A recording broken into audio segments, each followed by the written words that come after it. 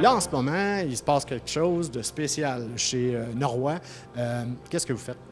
Bien là, on fait du désinfectant à main avec les produits, avec l'alcool Norrois qu'on distille ici même avec, maintenant, c'est de la bière. En fait, on a repoussé une production de bière qui devait sortir cet été pour retirer l'alcool de ça, pour faire du désinfectant à main. Donc, là, si je comprends bien, vous prenez vraiment, c'est vraiment de la bière à la base et au bout, c'est du désinfectant à main. Tout à fait. Comment ça se passe exactement?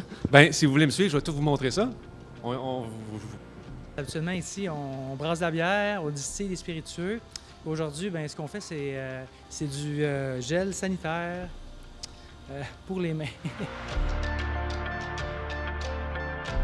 Bien, c'est un peu un appel de Jean-François. Quand il m'a appelé la semaine passée, il m'a demandé si j'avais de l'alcool.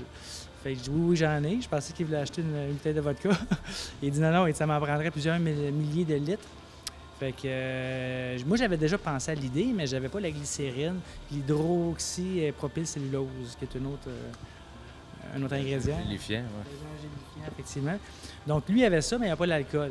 Donc, d'emblée, on a décidé de travailler ensemble puis de se mettre ensemble pour produire ce gel désinfectant-là pour les mains. L'idée du départ est venue avec les ressources humaines chez Jeffo. On s'est dit qu'il faut s'approvisionner en matériel nécessaire pour tenir nos employés en sécurité. Donc, on avait déjà un petit peu d'alcool. On a déjà fait des tentatives en 2006 là, de formulation. Ça explique un peu la raison pourquoi que Jeffo avait la formulation puis les matières premières fonctionnaient. Puis ensuite de ça, on a déjà toutes les installations pour produire des produits de santé diététique liquide pour les animaux. Donc, j'ai tout de suite pensé à Joe pour ce qui est de l'approvisionnement en alcool, puis ça a porté fruit. On est dans la distillerie Norrois qui habite aussi la distillerie du 29 octobre.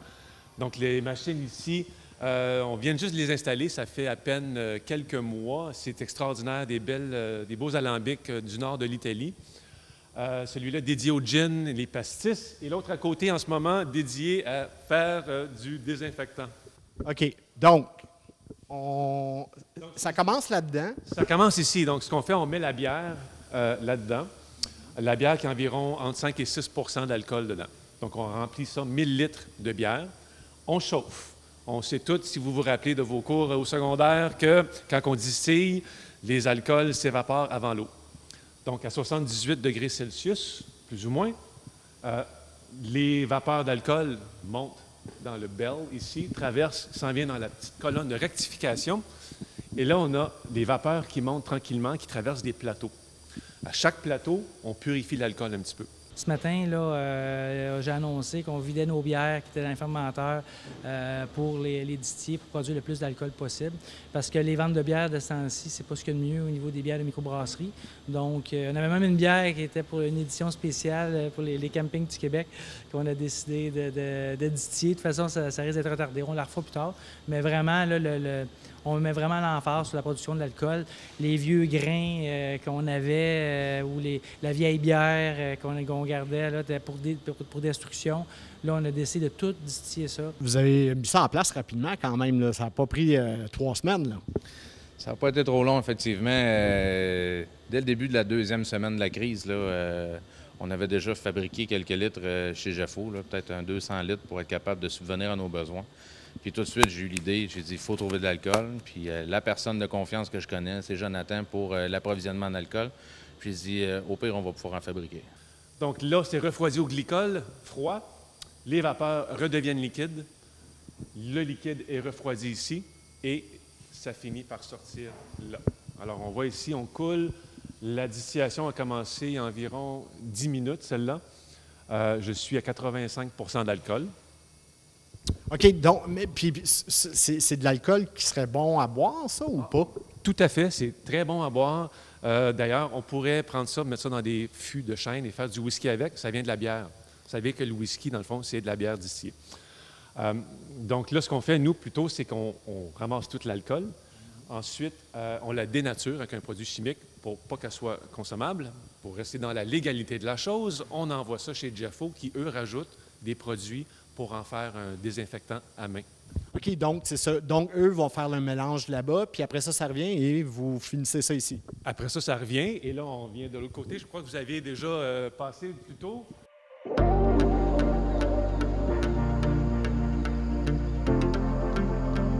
Comment ça se passe au niveau des opérations jusqu'à maintenant? Mais ça va très bien. C'est sûr, l'avantage qu'on a eu avec Jeffo, c'est qu'il y avait déjà une formulation. Donc, puis pour produire, on peut pas tout le monde peut produire ça. Ça prend des permis spéciaux. Puis c'est Santé Canada qui les délivre. Donc, avec la formulation, on l'a proposé, puis on a eu notre permis, puis les autorisations pour le fabriquer. Donc là, ça va bien. C'est sûr que, comme vous faites voir, c'est fait à la main, c'est une bouteille à la fois. On n'est pas organisé pour faire ça à grande échelle.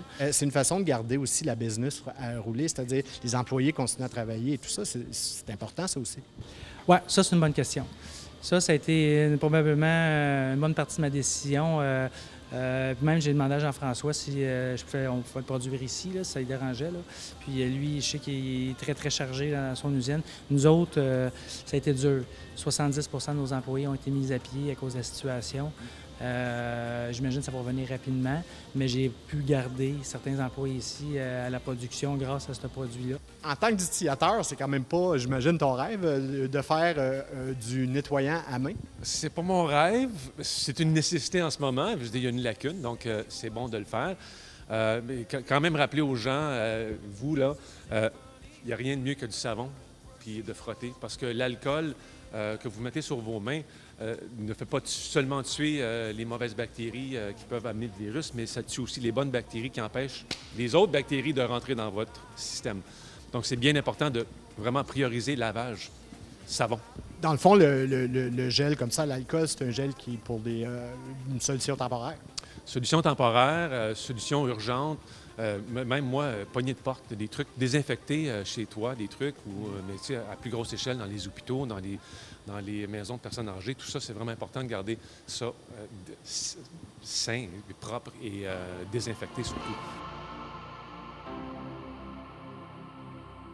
Mais nous, on est en discussion avec quelqu'un qui va fournir les hôpitaux, les pharmacies. C'est ce qui est le plus important pour l'instant. C'est ces gens-là qui en ont besoin.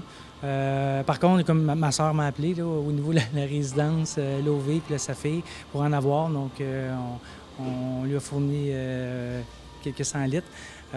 Puis, on a aussi les organismes de la région. Là, on a envoyé un message aux organismes pour ceux qui en ont besoin de venir le chercher. On va l'offrir gratuitement, on ne chargera pas. Donc, on parle vraiment de deux entreprises mascoutaines qui aident aussi la région mascoutaine parce que c'est pas vous donnez aussi une partie de ça puis vous couvrez tous les frais de production et tout ça, c'est ça? Moi, aujourd'hui, on rentre ensemble pour travailler, pour supporter la cause qui est aujourd'hui d'être le plus aseptisé possible.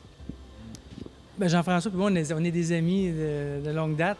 Puis on n'a jamais travaillé ensemble. On n'a jamais eu de projet ensemble. On s'est dit un jour, il faudrait bien en faire un. Fait qu'il fallait bien que ça tombe sur ça. Mais on a du fun. C'est de l'alcool, ça se boit pas.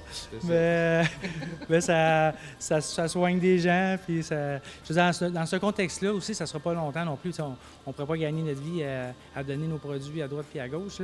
C'est sûr. Mais là, on est capable de le produire, de le faire. Ça va être de courte durée. Il y a une pénurie là qui est temporaire. Votre produit, il s'appelle comment? Sanitagel. Sauf que moi, mon étiquette est marquée Norrois, la distillerie Norrois. Jean-François, lui, c'est Jeffo. Donc, c'est très simple. On s'est amusé à mettre de l'autre côté notre bouteille. On s'est dit, les gens qui vont le prendre parce qu'il est aromatisé au gin.